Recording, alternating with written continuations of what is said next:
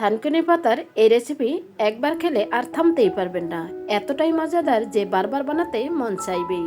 শুধু স্বাদই না, শরীরের জন্য ভীষণ উপকারী। এই ছোট্ট পাতার ভেতরে লুকিয়ে আছে বড় উপকারিতা। রক্ত পরিষ্কার রাখা থেকে হজম শক্তি বাড়ানো, সবই করবে একসাথে। একবার বানিয়ে খেলেই বুঝবেন। আশা করি আজকের রেসিপি আপনাদের কাছে খুবই ভালো লাগবে। লাইক দিয়ে শেষ পর্যন্ত দেখার অনুরোধ রইল।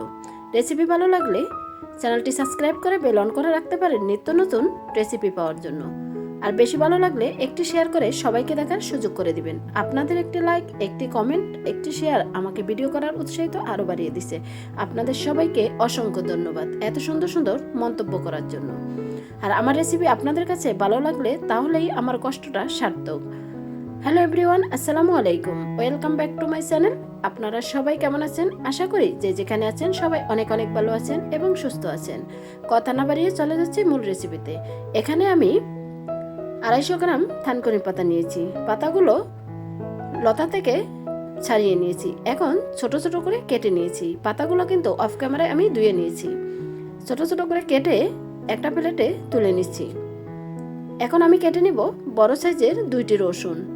আর কিভাবে এই থানকুনি পাতা রেসিপিটা বানিয়েছি স্কিপ না করে শেষ পর্যন্ত দেখলে আপনিও ঝটপট বানিয়ে নিতে পারবেন। ছোট থেকে বড় সকলেই কিন্তু চেটেপুটে খেতে বাধ্য হবে। এতটাই টেস্টি আর এতটাই মজাদার, মাংসের স্বাদকেও হার মানাবে। তো রসুনগুলো ছোট ছোট করে কাটা হয়ে গেছে, তুলে নিলাম বাটিতে। তারপরে কেটে নিয়েছি কাঁচামরিচ কেটে তুলে নিচ্ছি। তারপর এখানে কেটে নিব বড় সাইজের 7টি পেঁয়াজ। পেঁয়াজের পরিমাণটা একটু বেশি দিলে খেতে কিন্তু ভীষণ টেস্টি হবে। তারপরও আপনাদের পছন্দ মতো আপনারা দিতে পারেন। এখানে আমি এক এক করে সবগুলো পেঁয়াজ কেটে নিব। পেঁয়াজগুলো সব কাটা হয়ে গেছে। এখন আমি একটা বাটিতে তুলে নিচ্ছি। বন্ধুরা, ভিডিওটি দেখতে দেখতে যারা এ পর্যন্ত আসছেন লাইক দিতে ভুলে গেছেন, ছোট্ট একটি লাইক দিয়ে শেষ পর্যন্ত দেখার অনুরোধ রইল। আশা করি আজকের রেসিপি আপনাদের কাছে খুবই ভালো লাগবে। পেঁয়াজগুলি কাটা হয়ে গেছে, চলে আসলাম কিচেনে। প্যান বসিয়ে দিয়ে দিচ্ছি পরিমাণ মতো তেল। তারপরে সামান্য পরিমাণ হলুদের গুঁড়া এবং স্বাদ মতো লবণ দিয়ে গরম করে নিছি। তারপর এক এক করে তেলাপিয়া মাছের 3 পিস লেজা দিয়েছি। লেজাটা একদম মুচমুচে করে ভেজে নিব। এই থানকুনি পাতা দিয়ে মাছের ভর্তাটা করলে খেতে কিন্তু ভীষণ টেস্টি হবে। আর এই ভর্তাটা টেস্টি করার জন্য এখানে ছোট্ট একটা জিনিস দিতে হবে, সেটা হলো আদা কুচি। আদাটা দিলে কিন্তু ফ্লেভারটা খুবই সুন্দর আসবে, খেতেও কিন্তু ভীষণ টেস্টি হবে। মাছগুলো ভাজা হয়ে গেছে, এখন আমি বাটনাতে তুলে নিচ্ছি। এখন এই বাকি তেলের ভিতরে দিয়ে দিচ্ছি রসুন কুচি। রসুনটাও হালকা ব্রাউন কালার করেই ভেজে নিব। ভাজা হয়ে গেছে, তেলটা জড়িয়ে তুলে নিচ্ছি।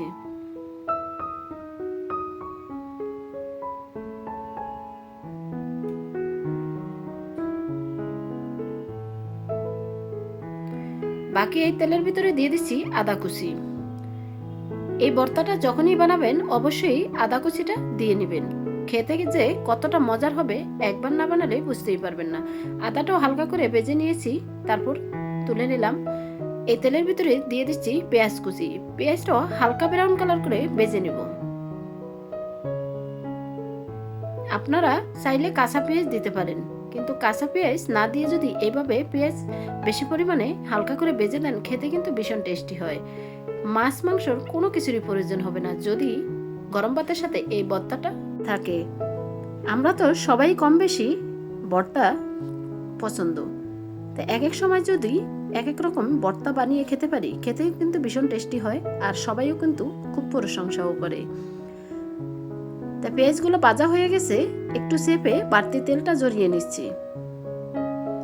তারপরে সবটুকু পেঁয়াজ তুলে নিচ্ছি। এখন ভেজে নিব শুকনো মরিচ এবং কাঁচামরিচ। কাঁচামরিচ দিয়ে ভর্তাটা করলে ফ্লেভারটা খুবই ভালো আসে। তার জন্য এখানে পরিমাণ মতো কাঁচামরিচ আর বাকিটা শুকনো মরিচ দিয়ে নিচ্ছি। ভাজা হয়ে গেছে, এখন আমি তেল জড়িয়ে তুলে নিচ্ছি।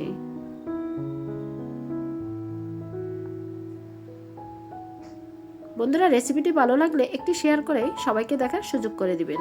এখানে বাকি তেলটুকু ঢেলে নিছি। তেল ছাড়াই শাকটা লবণ দিয়ে ভেজে নিব। তেল দিলে ভর্তাটা খেতে কিন্তু একদমই মজার হবে না, তাই তেলটা আমি সরিয়ে তারপরে শাকটা লবণ দিয়ে ভেজে নিচ্ছি। ঢাকনা দিয়ে রেখে দিচ্ছি কিছুক্ষণ পর আবারও ঢাকনা তেলে নেড়ে চেড়ে নিচ্ছি। আর দেখতেই পাচ্ছেন একদম অল্প পরিমাণে হয়ে গেছে শাকটুকু। আপনারা চাইলে এই শাকটা ভাজি করেও খেতে পারেন যদি বেশি পরিমাণে শাক থাকে, আর না হলে পাকোড়া বানাও খেতে পারেন। শাকটা ভাজা হয়ে গেছে, এখন আমি একটা বাটিতে সবটুকু শাক তুলে নিচ্ছি। বন্ধুরা, আমার ভিডিওর মাঝে এবং ভয়েসের মাঝে ভুল ত্রুটি হলে ক্ষমার দৃষ্টিতে দেখবেন। আর সবাই সবার জন্য দোয়া করবেন, আর ভিডিওটি শেষ পর্যন্ত দেখে মূল্যবান মতামত রাখবেন। এখন চলে আসছি ভর্তার প্রসেসে। প্রথমে আমি আদা, শুকনো মরিচ এবং কাঁচামরিচ বেটে নিব ভালো করে। আপনারা চাইলে শিলপাটায় অথবা ব্লেন্ডারও ভর্তাটা করে নিতে পারেন। এখন মাছগুলো আধভাঙ্গা করে ভেঙে নিছি। তারপর এক এক করে মাছ থেকে সবগুলো কাটা বেছে নিব।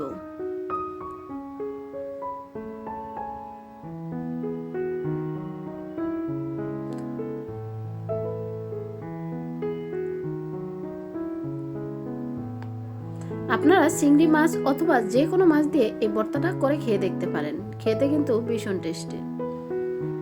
তো এক এক করে সবগুলো কাটা আমি বেছে নিচ্ছি।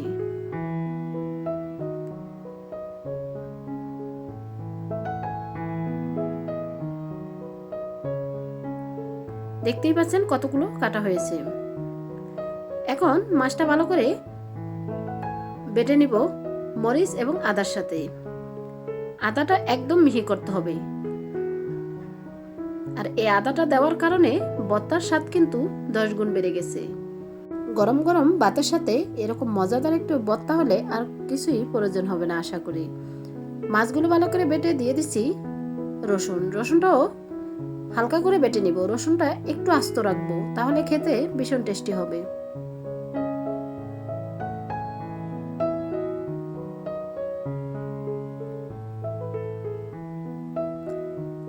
তো রসুনটাও বাটা হয়ে গেছে।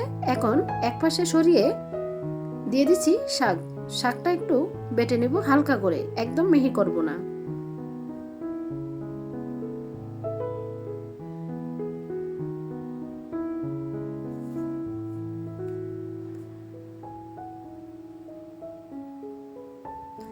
শাক বাটা হয়ে গেছে, এখন মাছের সাথে মিক্স করে নিচ্ছি।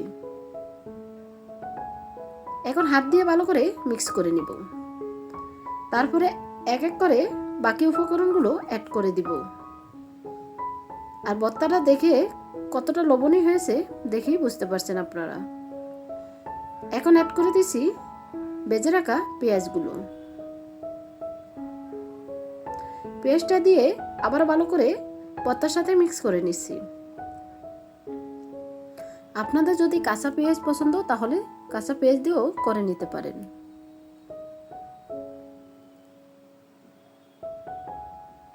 একদম কাছ থেকে দেখিয়ে দিচ্ছি কতটা লবণীয় হয়েছে সাধারণ থানকুনি পাতার ভর্তা। এখন দিয়ে দিচ্ছি জাজালো সরিষা তেলটা দিলে খেতে বেশি ভালো লাগে, তার জন্যই দিয়েছি। আপনাদের পছন্দ না হলে স্কিপ করতে পারেন। তাই তেলটা দিয়ে আবারও ভালো করে 2 মিনিট মিক্স করে নিচ্ছি। তৈরি হয়ে গেল খুবই মজাদার একটি ভর্তা। আশা করি রেসিপিটি আপনাদের কাছে খুবই ভালো লেগেছে। তাই শেষ পর্যন্ত দেখার জন্য সবাইকে অসংখ্য ধন্যবাদ। সবার জন্য মন থেকে দোয়া এবং শুভকামনা রইল। এখন ছোট ছোট বল আকারে শেপ দিয়ে নিব, তারপর পরিবেশন করে দেখিয়ে দিব কতটা লোভনীয় হয়েছে।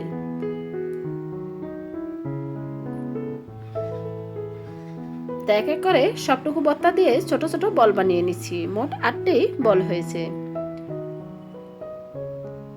একটা খেলে সত্যি থামানো যাবে না, খেতে কিন্তু ভীষণ টেস্টি এবং সুস্বাদু। তাই দেখতেই পাচ্ছেন সবগুলো বানানো হয়ে গেছে। এখন একটা প্লেটে পরিবেশন করে নিচ্ছি। আর আপনারা দেখেই বুঝতে পারছেন কতটা মজার হয়েছে সাধারণ থানকুনি পাতার ভর্তা। এরকমই মজাদার রেসিপি পাওয়ার জন্য চ্যানেলটি সাবস্ক্রাইব করতে ভুলবেন না। আপনারা পাশে থাকলেই সব সময় এগিয়ে যেতে সম্ভব হবে। আপনাদের ভালোবাসা আর সাপোর্টই আজ এই পর্যন্তই। তো আজকের মতো এখানেই বিদায় নিচ্ছি। আবারও দেখা হবে নেক্সট কোনো রেসিপির সাথে। ততক্ষণে আপনারা সবাই ভালো থাকবেন, সুস্থ থাকবেন। আসসালামু আলাইকুম রহমতুল্লাহি ওয়া বারাকাতুহু। আল্লাহ হাফেজ।